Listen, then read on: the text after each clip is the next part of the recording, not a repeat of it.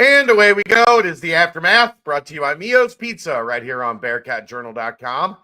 Anytime you're in Clifton, get up to Short Vine, visit our good friends at Mio's. They will get you taken care of. They have great food, awesome pizzas, thin crust, and deep dish.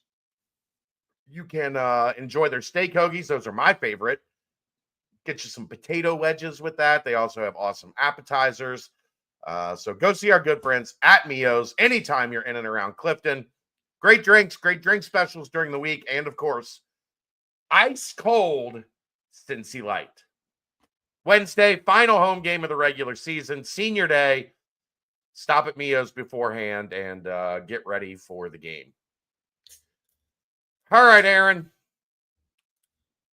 It was the Bearcats' big swing left on the schedule. Got out to a great start. Houston rallied. Cincinnati couldn't overcome in the second half. The Cougars win 73-64, but you know what they say, Aaron. They say good teams win and great teams cover, right? That's the saying that goes around. I made money. Frustrating game in a lot of ways. Mainly frustrating because Houston's just so damn good. I mean, it felt like a 10-minute stretch where they just didn't miss. Like, tough, contested shots from like 6 feet to 12 feet, 15 feet. Shots that you want. Shots over the top of the defense. And every one of them bounce up, go in, off the backboard, go in. When they're playing well, there ain't a whole lot you can do. There was 8 minutes left in the second half, and they were shooting like 72% for the half. And there have been some 10-minute stretches like that this season, Aaron, where it's been like, come on, guys, the defense is just trash. I didn't even think the defense was that bad in that stretch. It's just Houston just rose up over a defender and knocked down a shot every time, late in the shot clock. Like, what can you do? Tough. It was tough. Their man defense got shredded. Okay. Here we go. We're off to a good start. You can play good defense, and then the other team jumps up and makes a shot. Like that's not bad defense. If you're in position, your hand is up, you're guarding the man, and they rise up and make a shot over you, that's not bad defense. It's bad defense to a fan because they scored 2 points. But sometimes you play the number 3 team in the country, and they play like the number 3 team in the country. Number 4. Let's not give them more credit than is due. Well, number 3 in Ken Palm. I look at that. I don't look at the polls because the polls are actually just completely useless. Yeah, Kelvin's great. I had a national media member that will have a say in National Coach of the Year ask me tonight. See Coach of the Year? I think so. I don't think anybody's done a better job. And I guess Bruce Pearl would be the obvious answer because Auburn has just been so dominant all the way. But I expected Houston to be good. I didn't expect them to be one of the elite teams in the country again. Here we are. I'm not going to count them out. Knock it out. I'm not going to count Houston out as a top 5 team until they're finally not. I guess. Yeah. You didn't expect. I expected this. They're so good.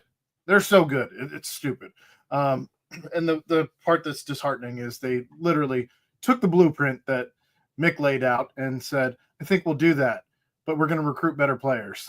And that's what you have in Houston. And it makes me want to throw up on the Fertitta Center.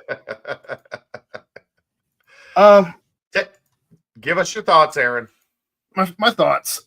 First half was a clinic in we need referee full-time jobs, because you have the opportunity to even fix your mistake and you still manage to fuck it up. That was not offensive interference. That ball was not in the cylinder. It wasn't defensive interference on the Aziz block either. it was on its way up. It was just because it was a layup. They think, oh well, he's right there, and he shouldn't be able to block that. Well, he did. Like that's essentially an 8-point swing. But referees weren't the reason that Cincinnati lost this game. No. They lost this game because you had a 10-2 lead and you let Houston go on a 35-12 run. The elusive 35-12 run.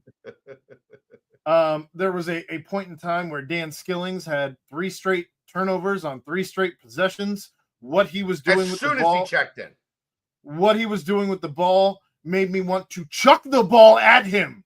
It was so maddening. I wanted his teammates to get into a fight with him, like physical fight.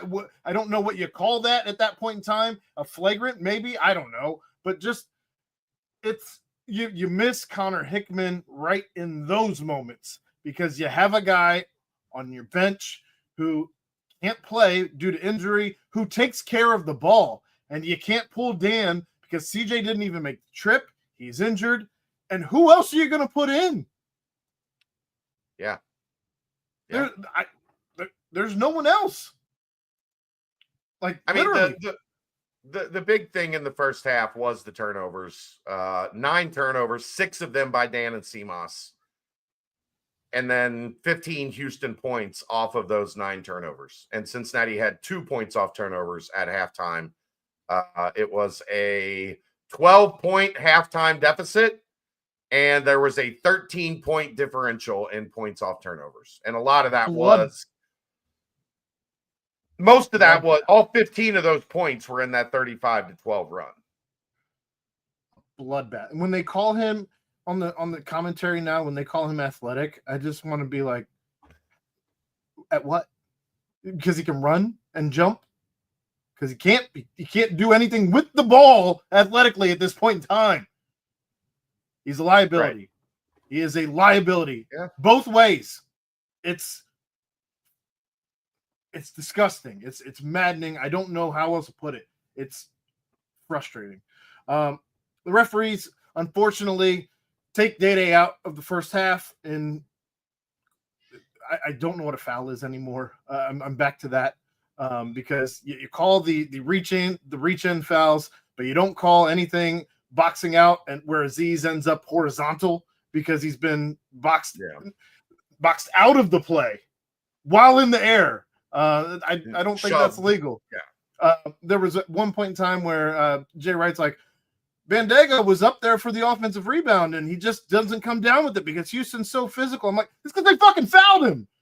He couldn't get the ball because they fouled him. Of course, he doesn't come up with it. But they found ways to stay in the game. They didn't give up. They still. You wish that Seamoss hits that steal, hits the 3 after the steal, and knocks it down to 8. I think it would have been at that point. Yeah, it was 11. It would have knocked it down to 8. Yeah. That would have been amazing. And who knows where you go? The trap. I don't know why we waited until this far into the season to start trapping. It's crazy to me. But here we are. I can tell you my opinion on that. I just don't think it works at this level. Like maybe it's a change up when you're desperate, like they were. I'm not trapping Houston. Their guards would shred you. My point is, you could have done this in some of the games that were close earlier when you were on your the first 10 games of this Big 12 slate when you couldn't figure out what to do with anything, and somehow you were still hanging around in games. I think you could have potentially used some of that.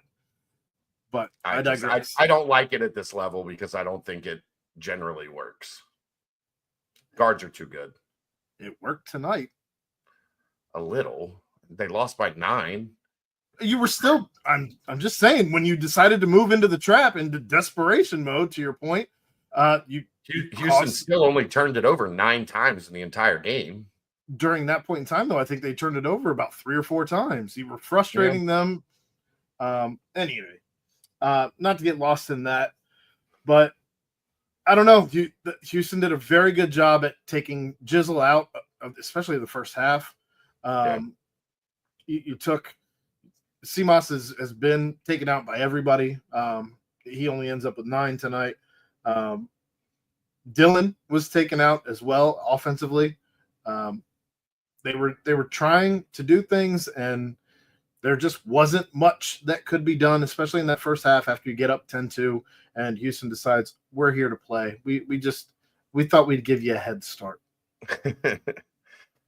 The problem is I thought they played well overall. Like through 40 minutes, I thought Cincinnati played pretty well. They had the bad stretch that obviously ended up dooming them, but Houston just played better. I thought in a lot of circumstances, when you look at like their shot chart and the shots that they made in that second half, that would have been conducive to Cincinnati coming back. Because they took tough, contest, one-handed float shots and push shots and, stuff that like, okay, I'm good with that. But they're really good at that. So that's why they're one of the most, if not the most efficient offenses in the country with regularity, is because they don't miss a lot of those shots and they don't take a lot of threes, but they make a lot of threes. Houston played better. The refs in the first half, the only thing that annoys me is, again, it's our biggest pet peeve with officials outside of the 2 missed goaltendings, is calling the game the same way on both ends. Because the game Houston was allowed to be Houston, overly physical, kind of bullying ball handlers and bumping them and hip checking them and keeping them from getting downhill, causing some turnovers with some of that. Mm-hmm. And Cincinnati wasn't allowed to look at a Houston player without a foul being called. Like, and it wasn't even called that way the entire first half. It was after about 5 minutes, then they decided to start doing some of that shit. You know when it happened, Aaron? Right after Juwan Roberts got his second foul. The flip switched, and there were no more fouls called on Houston until the last 2 minutes of the half. I think there was one called in that middle 13, 14 minutes of the half. Houston fouled once. I didn't put that together. That it bothers me because you go into a game and you kind of size up the officiating to determine how you're going to play, like how the game is going to be called. When you call it like they did, Houston gets the memo that, hey, we can be as physical as we want to be, and fouls aren't really a deterrent because we don't think they're going to call them. And Cincinnati gets the memo that you better back off or else all your team is going to be sitting over on the bench. 9 fouls in the first, 9-3 until the very end of the first half. Like for a Houston team that fouls constantly and a Cincinnati team that doesn't really foul, that changes the way that those teams play. That's what annoys me. Like if you call it even, both teams get the same message. Both teams are allowed to adjust and adapt and play the same way. That didn't happen in the first half. I think what bothers me more than anything is the off-ball foul calls, because those were the ones that I think burned Cincinnati far more than Houston. I don't know that Houston was called for maybe one off-ball call, whereas Cincinnati feels like they got 3 or 4. Yeah. So, that's the only thing that really annoyed me with the officiating, other than the 2 blatant missed goaltends. I thought second half was called fair. Thought the game was called well in the second half, and guess what? It was even in the second half. Cincinnati won the second half by 3. Like, that's the part that makes it frustrating, because it felt like they should have been able to compete if it was, We're all friends here, right? In this little circle, right? Was anyone else rooting for the flagrant 2 instead of the flagrant 1? Marcus, are you trying to get banned? Because I ban anyone that pulls out the bullshit line. Should ask some tougher questions. I think he's making the joke. He's making the joke. I know. But the part I love is always that they you know what, Aaron? If I would have asked tougher questions Thursday, they probably would have won today. Probably would have. Ask him about dodgeball. He loves that. Oh, or the funk. Don't say the F word. But no, there were things that went well, and that's ultimately what can make it even more frustrating, is that you feel like, they did a bunch of things that you feel like when you do the checklist of like things they need to do in order to win the game. They did a bunch. They out-rebounded them, Aaron. They out-rebounded them 32-28. They had 11-6. They beat them on the offensive glass. Now, Houston did turn those 6 offensive rebounds to 9 points.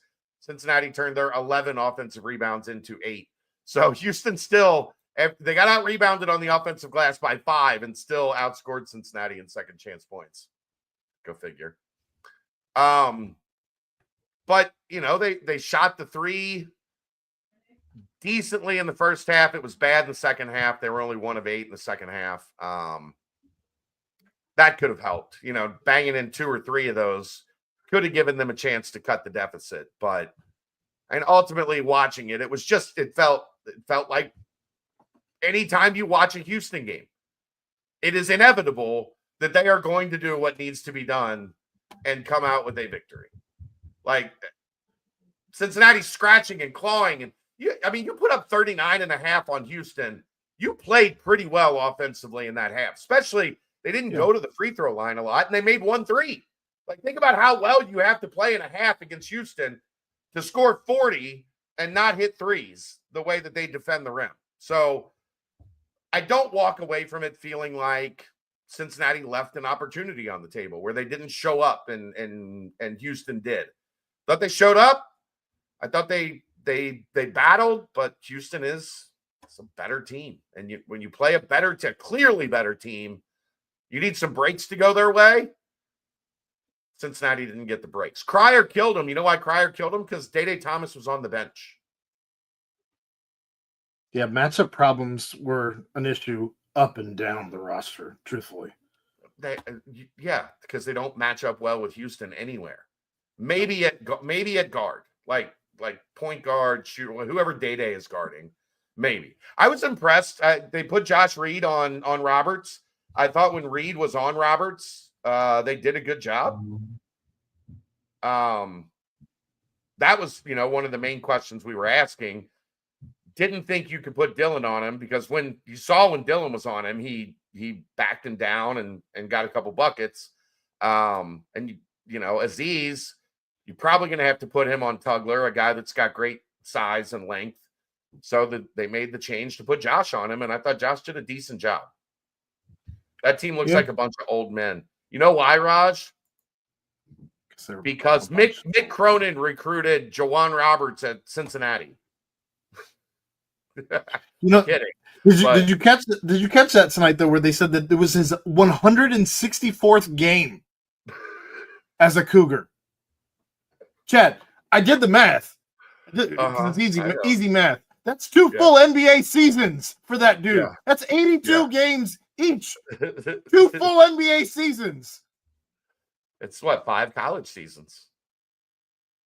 God bless. 164 games for that dude. Yeah.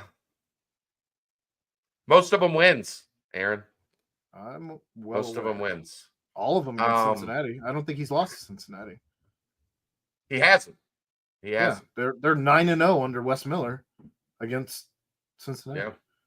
And then 6 more under John Brandon, for have room. That's the crazy part. Obviously it's all the postseason games. Because they go deep into the season, but man. Why do you think why do you think Sampson was talking to Day Thomas? I noticed that too.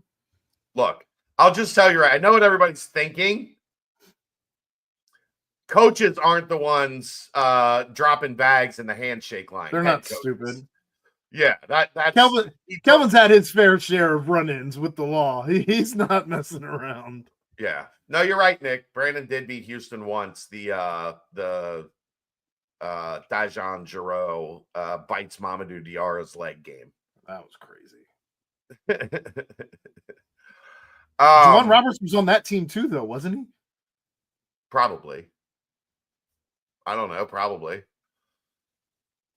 And that's all it was, Steve. He told him he played an excellent game. Maybe told him, I'm glad that you got in foul trouble because you were cooking us when you were on the floor. 19 minutes plus 11. Would like to have seen if he had another 12, 13 minutes on the floor to see how different maybe things would have been. He shot it really well today. My goodness. Yeah.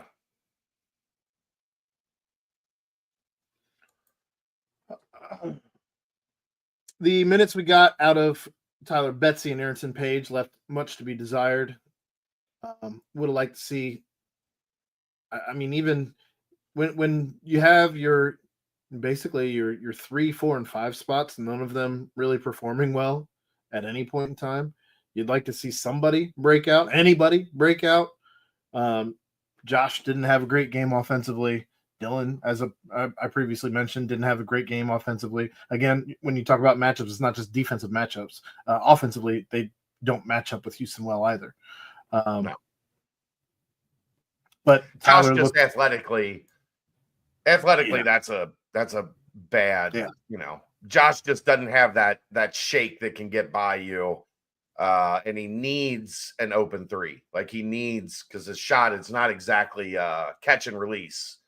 He's got to have a little time to get it off. And you saw he had a couple times where he was like drawing into it and then guy right in his face. Like, and Seamas, same thing. Seamas came off a couple picks that looked like they were really open. And then as soon as he caught the ball, there was a guy immediately. Like watching them play defense is fun. They're so good fundamentally. Their footwork, their ability to communicate and stick to the assignment and stick to like their principles defensively. They're tough. Tyler looked like a freshman tonight. AP looked like a freshman tonight. Even though he's a sophomore. Well aware. For anybody that missed it, I just wanted to make sure they caught that one. Dan looked like a freshman tonight. So I guess you just would have liked to see anything from that 3, 4, 5 spot at any point in time, whether it be your starters, whether it be somebody coming in off the bench. I wonder if Ray would have been more suited for those minutes as opposed to Tyler, just with him being more athletic than what I feel like Tyler is against this team. But you need against. You're talking 5. Like, you're also talking 5 minutes. So that's getting probably lost in the weeds. Deep in the weeds. But I'm just like against them. Ray isn't a great fit because he needs to attack and play downhill, and they're just standing there waiting to smother you. Trees, you do it. Forest in the lane. Yeah.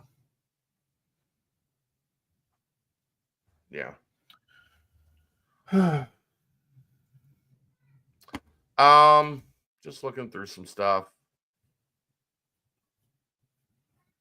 No free throw shot until the last 8 minutes.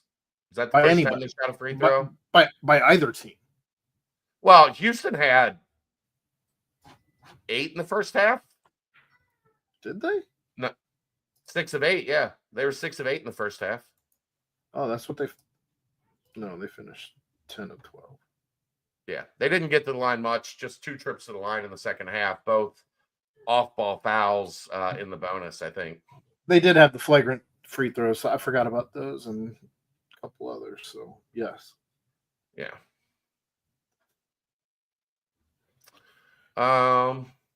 You did well.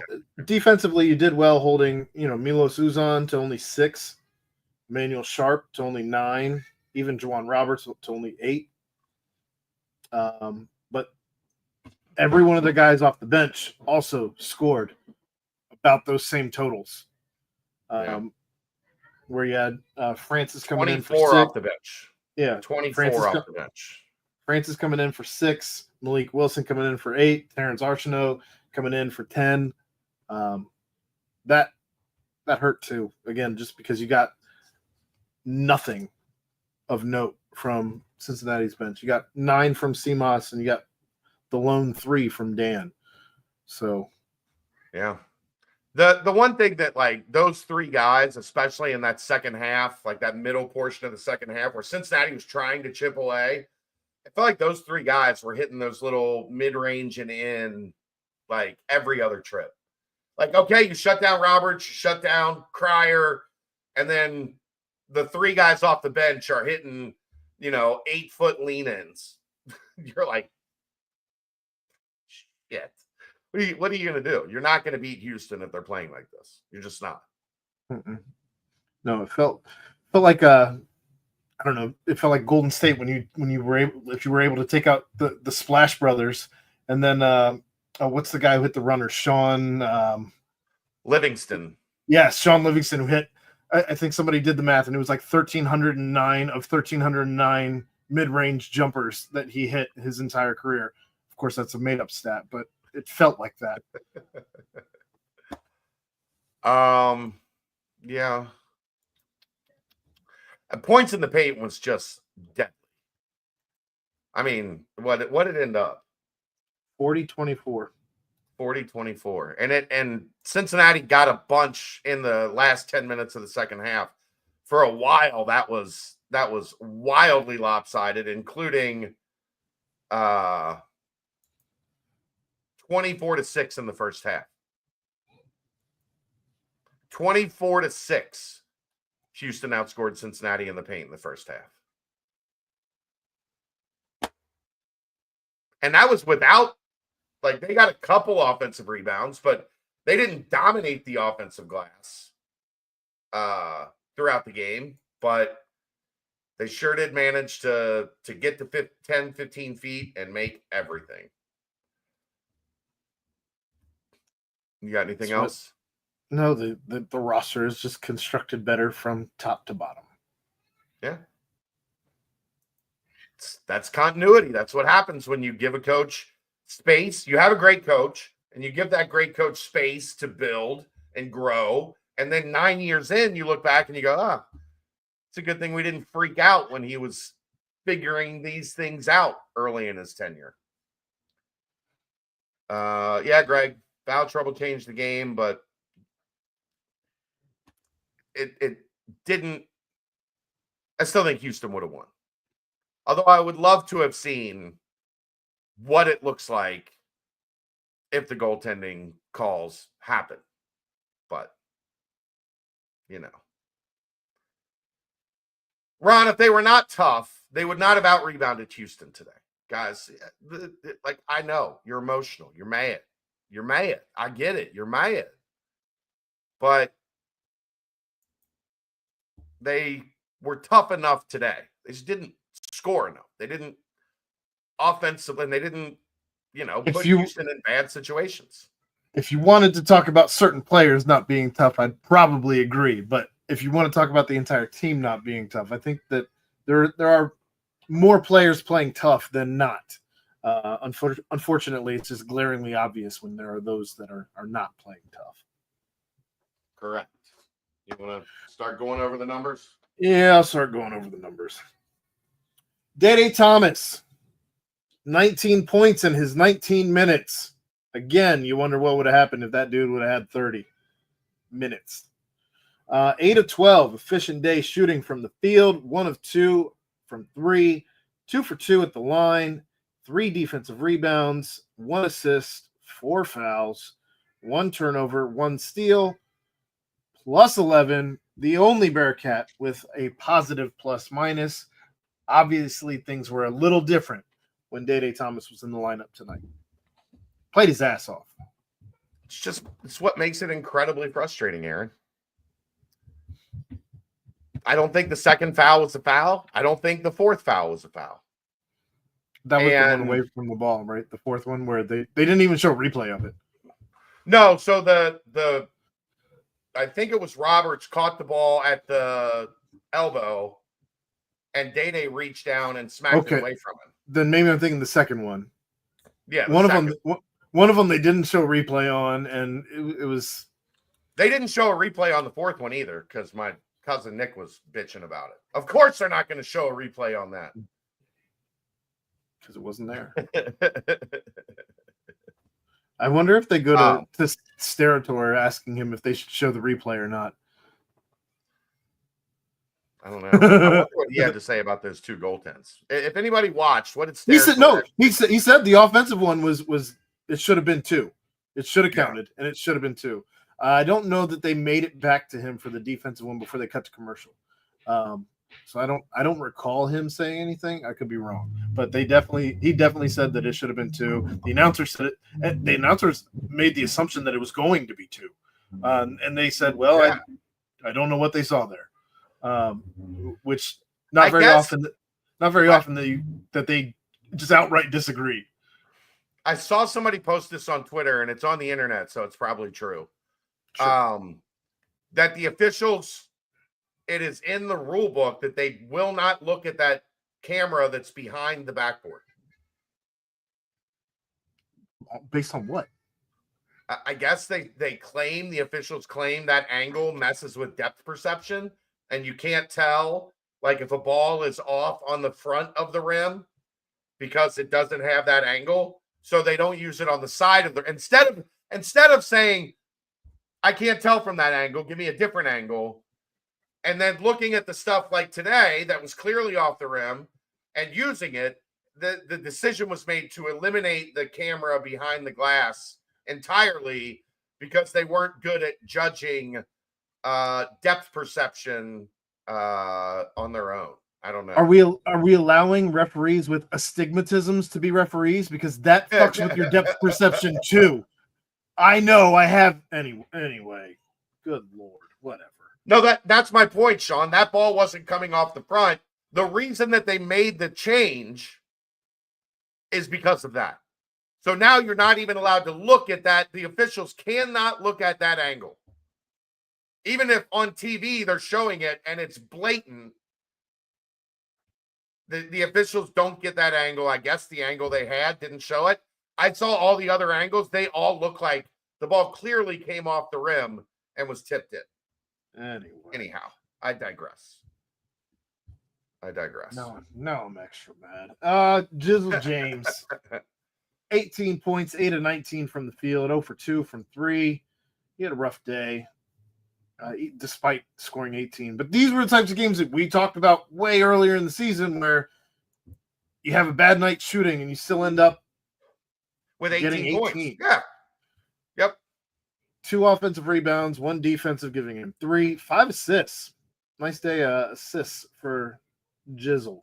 1 personal foul, a turnover, 3 steals, 37 minutes played, leading all Bearcats, -5 and the plus minus. And I'm pretty sure the announcer called him Drizzle as much as he called him Jizzle. Brad Nessler's old. I won't. He is that. I won't blame Brad Nessler. Fossil. I thought he played well. Like even when his shot wasn't falling, he was being active and getting to his spot on the floor. And you get frustrated again because that's the worst shot in basketball. And when he's missing them, you're like, stop it. And then you get to that stretch in the second half where he's making them, and you're like, no, that's right. I want to hate that shot, but I shouldn't hate it as much as I do. But overall, I thought he had a good game. I mean, played good defense. I thought he was, at least aggressive, trying to be the guy with Day out and not having like that other guy there with him. But it's frustrating because what does that 10-2 run look like if Jizzle is playing well? Like, are you able to extend that, or are you able to stop their run a little bit in that first half with him getting some buckets for you? But didn't happen. Thimas Lukosius, the third leading scorer for the Bearcats with 9. You probably could have used another dude or 2 with double figures, but here we are. 3 of 10 from the field, all threes, 1 defensive rebound, an assist, 2 fouls, 3 turnovers, 30 minutes played, -14 in the plus minus. The only Bearcat worse than him in the plus minus was Dan. And I definitely think they were picking on CMOS in some of those matchups. Yes, very much so. I mean, offensively, yeah, you hit the 3 threes, but you had 3 big turnovers in the first half that they scored on. Yep. Like, that's how you end up with a negative plus minus if you just instantly cross out your 9. If your 9 doesn't give you an advantage because you gave away 8 or 9 on stupid turnovers, and then of course Kelvin Sampson's gonna isolate and try to take care of that mismatch with whoever he's got, and CMOS playing defense. That putting him on the floor. Yeah, it was a rough go of it both ways for CMOS, which unfortunately has been true more often than not this season. Yep. Aziz, 6 points, 3 of 5 from the field, 2 offensive, 6 defensive rebounds, giving him 8 to lead all Bearcats. 1 foul, 1 turnover, 2 blocks, 30 minutes played, -7. I thought he played well. Again, he was active defensively. He blocked shots. I didn't see many points scored on Aziz today. And that's with what we thought would be matchups that could give him trouble. I thought he was good. He even when he wasn't getting a hand on the ball, he was altering shots. They could not get to the rim very easily, and even when they were doing the rainbow layups and such. The block that he sent into the 5th row or whatever, you love to see that. But and look, the one that was called a goaltend was an incredible block. Incredible block. From behind, because he's not fast. We all know he's not fast, but for him to cover as much ground as he did to get there to make that play was outstanding. Yeah, I thought he was good. I thought he was a even though he's -7, I thought he was a plus player when he was on the floor.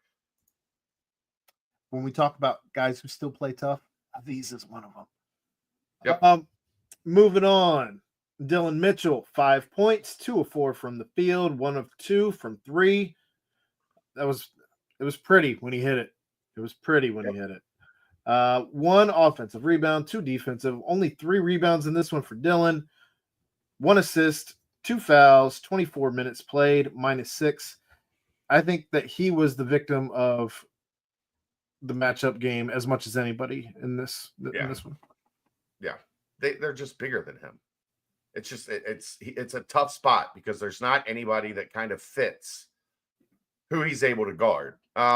He was on the wing a bunch. Like I said, they had Josh on Juwan Roberts a lot of the times that they were in the game together, so Dylan would be guarding the wing.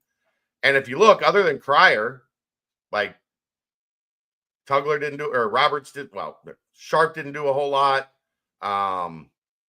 And then the bench guys were okay, but they weren't really scoring like on the perimeter per se. So he also played some offensively. 5. And yeah, he also played some 5 in this one. And this was an even worse matchup for him at the 5 than it was for him at the 4. So he did what he could at, what is he, like 225, something like that. 210. Yeah, you're just not going to body 220. You're going to get bodied by anybody Houston puts out there at the 4 or 5 spot if you're Dylan Mitchell. Josh Reed with 4 points, his lowest scoring game as a Bearcat in about the last 4 weeks. I think he had one other, just a bad. Josh just doesn't have the explosiveness to attack Houston's defense. 1 of 3 from the field, 2 for 2 at the line. Had both an offensive and a defensive rebound, giving him 2. 4 fouls for Josh. 2 steals, 33 minutes played, -4. And safe to say he doesn't like Terrence Archino. Josh gets a little feisty. They were getting after it. Most of the was that who Who knocked him over on that steal where he hit the deck at mid-court early in the game? Yeah, that might have been it. And after that, it was on. He was getting a little chirpy. Archino was getting a little like that steal that Josh ended up getting from Archino. I think Archino smacked him in the face. Like, stop dribbling, smacked him in the face. Yeah. And that's where he poked it away after he got smacked in the face because his hand is up here instead of on the ball. He stopped dribbling to smack him in the face. Oh, that was wild. Dan, in arguably his worst game this season. I don't know about inarguably. He's had a lot of bad ones. I said he was in what was his arguably, not inarguably. You said inarguably. It was in space arguably, but in what was his arguably worst game as a Bearcat this season. It's up there. You know my favorite thing about the game today was him kicking a guy in the face and people going, I don't think that's a flagrant one. He kicked him in the face. Like, yeah, he didn't mean to, but he kicked him in the face. That's a flagrant one foul. I don't care if I was the only one rooting for it to be a flagrant 2. I'm just saying. He meant to. He meant to do it. Did you see his leg? His leg moved. Get him out of here. Get him out of here. Put him on the plane. He had 3 points, 1 of 4 from the field, 1 for 3 from 3, 2 offensive, 4 defensive rebounds, giving him 6. He seems to at least found that in this game. Whatever. 1 assist, 2 fouls, 3 turnovers, all of them so dumb. 18 minutes played, minus 15 to lead all Bearcats the wrong way. The one pass into the middle of the lane with no Bearcat. There was like 3 Houston guys standing there like, who? Which one of us is going to catch it? Oh, I'll take it. Thank you. So bad.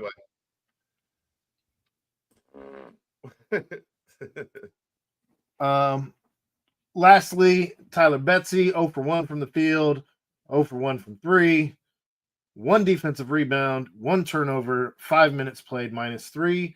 And Arrington Page, also 0 for 1, 1 foul, 2 minutes played, and minus 2. Give me something, anything. Just both of them. There was no chance Page was going to be able to play against that team. Like I said, they both looked like freshmen. Yep, they did. Even though only one of them is. Yep. All right, well, I guess that's going to about do it. What else you got? Anything? Win out if you want us to continue to talk about having a shot.